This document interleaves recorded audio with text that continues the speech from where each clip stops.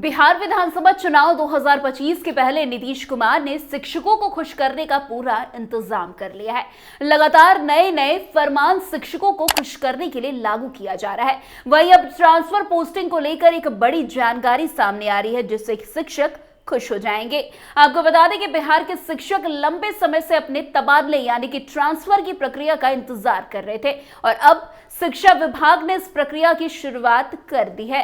शिक्षा विभाग ने 3,339 शिक्षकों की स्क्रूटनी की प्रक्रिया शुरू कर दी है, जो इसी महीने के अंत तक पूरी हो जाएगी। इस प्रक्रिया का उद्देश्य शिक्षक वर्ग को राहत पहुंचाना है, खास करके उन शिक्षकों को जिन्हें स्वास्थ्य कारणों से समस्याएं हो रही थी और उन शिक्षकों को जो दूर दराज के इलाकों में कार्यरत है। ये कदम कई सालों से रुकी हुई है तबादला प्रक्रिया को फिर से गति देने के लिए ये कदम अब उठाया गया है। बिहार सरकार की योजना में सबसे पहले गंभीर बीमारियों से जूझ रहे शिक्षकों को प्राथमिकता दी जाएगी। कैंसर, मानसिक रोग या अन्य गंभीर बीमारियों से ग्रस्त शिक्षकों के तबादले की प्रक्रिया पहले शुरू की जाएगी। इनमें भी कैंसर से पीड़ित शिक्षक जिन्हें लंबे समय से ये बीमारी है, उन्हें पहले तबादला मिलेगा। इसके बाद अन्य गंभीर बीमारियों से पीड़ित शिक्षकों को बारी आएगी। इसके अतिरिक्त कुछ अन्य विशेष परिस्थितियों को भी ध्यान में रखा गया है, जैसे कि पति पत्नी के एक ही स्थान पर काम करने की स्थिति और दूर दराज के स्कूलों में कार्यरत शिक्षकों का तबादला। इन शिक्षकों की परेशानी को समझते हुए उन्हें भी अब प्राथमिकता दी जाएगी। शिक्षकों के तबादले की इस प्रक्रिया में सरकार ने पारदर्शिता को सबसे ऊपर रखा है। पारदर्शिता सुनिश्चित करने के लिए एक विशेष कोडिंग सिस्टम लागू किया जाएगा। हर शिक्षक को एक यूनिक कोड दिया जाएगा, जिससे शिक्षक का नाम और पता किसी अन्य अधिकारी के पास नहीं रहे।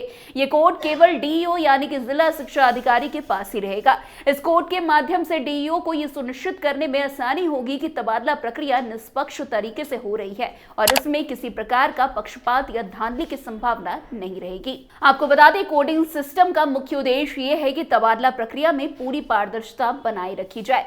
जब एक शिक्षक को किसी स्थानांतरण के लिए आवेदन किया जाएगा तो उसके नाम और अन्य व्यक्तिगत विवरणों को छिपा दिया जाएगा। उनके बदले में शिक्षक को एक कोड नंबर दिया जाएगा। इस कोड नंबर के आधार पर ही तबादला किया जाएगा। इस प्रणाली के तहत डीईओ को केवल शिक्षक के कोड के बारे में जानकारी होगी। वे इस कोड के माध्यम से ये तय करेंगे कि शिक्षक को कौन से स्कूल में नियुक्त किया जाए।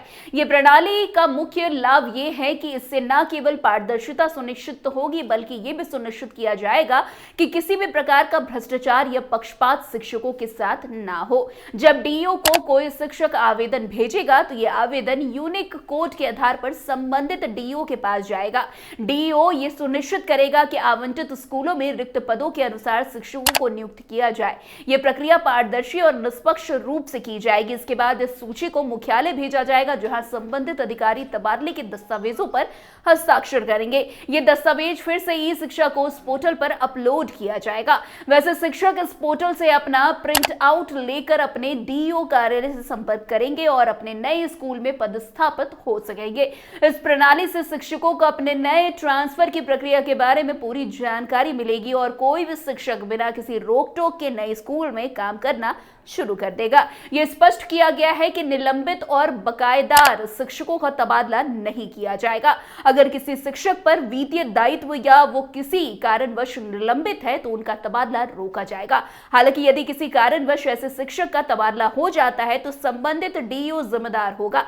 इस मामले में डीईओ के दोनों जिले, जिस जिले से शिक्षक का तबादला हुआ है और जिस जिले में उसे ट्रांसफर किया गया है, दोनों मिलकर जांच करेंगे और उसके बाद ही शिक्षक को नए स्कूल में पोस्टिंग दी जाएगी। इसके अलावा अगर कोई शिक्षक मात्र अवकाश पर है तो उसका तबादला तो किया जाएगा, लेकिन अवकाश खत्म होने के बाद ही उन्हें नए स्कूल में पदस्थापित यानी कि ट्रांसफर किया जाएगा।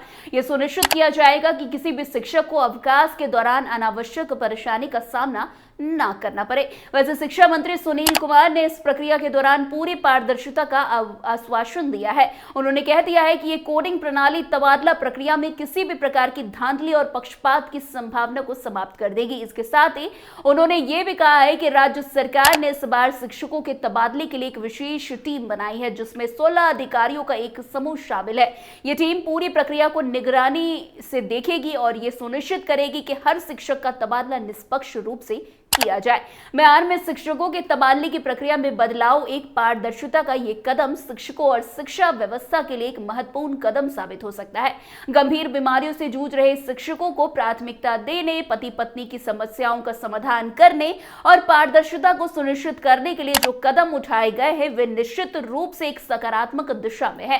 कोडिंग सिस्टम की मदद से अब शिक्षक अपने तबादले की प्रक्रिया को पूरी पारदर्शिता के साथ देख सकेंगे और ये प्रक्रिया न केवल उन्हें राहत देगी बल्कि राज्य सरकार की नीयत और कार्यक्षमता को भी साबित करेगी। इस तरह के सुधार और योजनाओं से बिहार में शिक्षा व्यवस्था में एक नया विश्वास और सुधार देखने को मिल सकता है।